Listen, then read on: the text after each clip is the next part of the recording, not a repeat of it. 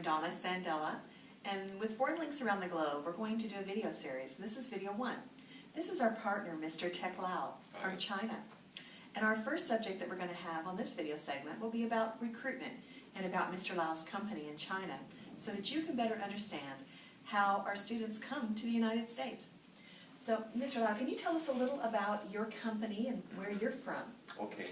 Actually, I'm from Malaysia, and my company is, the headquarters is in Wuhan of China, and I have another office in Dalian. And are those close to each other? Because a lot of Americans know where Beijing is. How close is that to Beijing? Okay, Dalian is closer to Beijing, which is about 400 kilometers from there, but Wuhan is quite far away, about 1,200 kilometers. Okay. Yes. Now, we know that many agents in China recruit students through their schools, but we love the way that you bring our students to us. Can you tell us a little about how Chinese students find out about our program through you? Okay. Usually we don't recruit the student from the school. We use the internet to do it. We have a very strong internet tools to do it, to ask the family or even the student to join us. This is how we do it, and this is why you can see our student come from all over the China, but we don't have to travel all over the China to meet them, but we can do it in the internet, which is really unique. I think that one of the things that the climate has changed a lot with recruitment in China, because the schools now, it's not as easy because the schools are asking for money to be paid. And so we've decided to do this approach with Mr. Lau because we feel it is much more straightforward and less people, involved. And then Mr. Lau has a wonderful relationship not only with his students but with his families there. So can you tell us a little about you? You obviously can't be in all places at one time. Yes. So do you have people that work with you in these different cities to help talk to students and meet them? No, actually, surprisingly, we don't have any person, doing this. Most of the time, how we do it, we use the cell phone to contact with the parents, Sometimes if we need to meet them, we use the Skype to do it. Sure, because Skype is amazing. Yes, this is the very effective tool for us. We've been doing this for 4 years now. I think it works well for us, and the parents like it this way because they don't have to travel to our office or even they come to our office to meet us, because it's a lot easier for them to do this kind of thing. And it's common. For them, and they feel comfortable working in that atmosphere. So when a student shows interest, what are your first steps after you meet them on the cell phone or talk to them over Skype? What are your next steps? Okay. Usually, I don't talk to them first.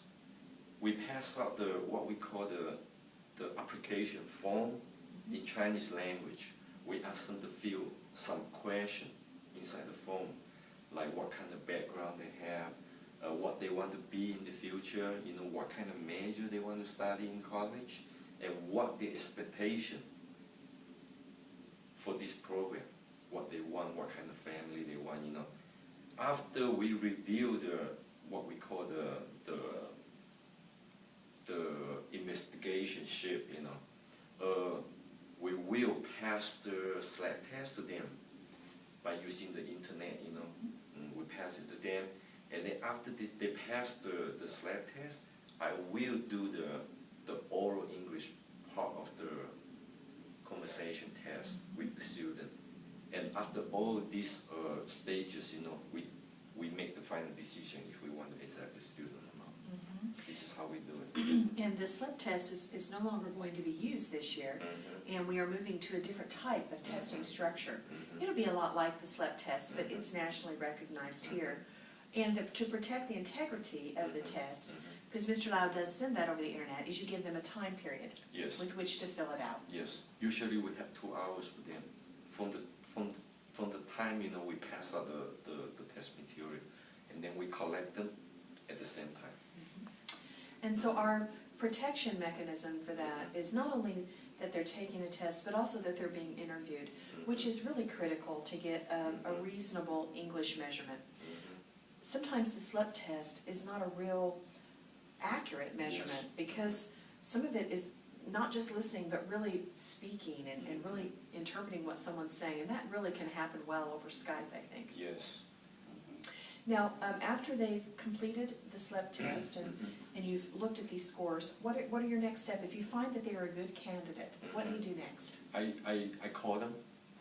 I set up an appointment with them, with the proper time, and then I call them out. I talk to them in English. I want to make sure, this is the right person that I'm looking for, even maybe the right person who is applied for the program. What do you think is the right person, Teck? What are you looking for when you talk to them? After all this year, I think maybe the best student, that I'm searching for is the one that have a very easygoing personality. And this might be the student, I'm looking for. But of course, the academic performance, should be okay, should be acceptable. And I think this is the only two areas, I pay more to. I think that's excellent because we have two things that we're working with. We have not only the academic performance in the school, but most of our students are homestay students. Yes. So we're looking for those that are easygoing and flexible, yes. because living in a family is different. Because if a student does not really work well in that kind of atmosphere, Mr. Lau can help them with going to a boarding school, which may be a better yes. fit for some students. Okay, so after they've completed that and you realize, I think this might be a good candidate. Yes. Then how do you start interacting with us on this side? I start asking to fill out the application, we send it to your central office. And your central office, the person over there will do the last part of the interview, which is done by the Skype. And they are the one, who make the final decisions if they want to accept the student. This is always an exciting process for our office because we can then sit down and say, is this an appropriate candidate for FLAG? Yes. So our ideas about what a good student are, coupled with Mr. Lau's, usually makes for a great candidate for FLAG. Then the student has the opportunity to pick the schools that they're interested in. Well, thank you very much, Mr. Lau, for a little more information about recruitment in China. Thank you.